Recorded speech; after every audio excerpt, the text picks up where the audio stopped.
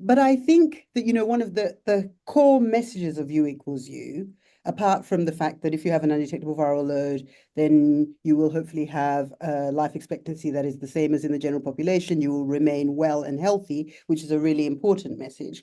The other message is the message that we hope removes stigma, which is that if you're living with HIV and you have an undetectable viral load, you don't have to use condoms with your HIV negative partner because there is no risk of HIV transmission.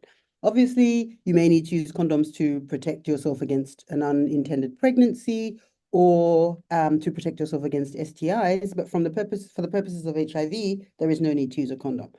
But you will recall, Jess, that over the many, many years that HIV has been around, the core message from clinicians has been, you must use a condom, you must always use a condom. And all of a sudden, in almost one day, it's like, you don't have to use condoms anymore. And how do you get your head around something that has been hanging over you for decades, for the whole time, potentially, that you've been living with HIV? That's so true. How do you undo that You undo deep-rooted that. messaging? How do you undo that?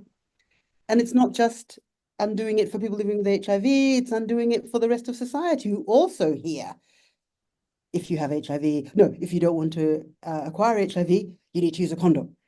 Yeah.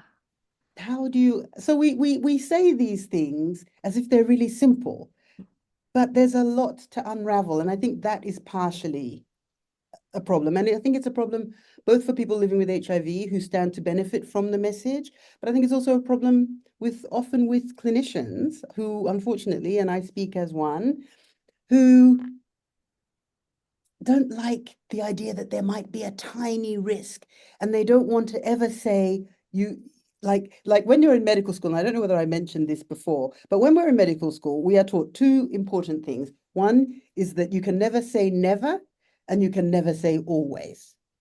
Oh, wow. So U equals U goes against both of those. But the reality is that this is not just wishful thinking, this is data.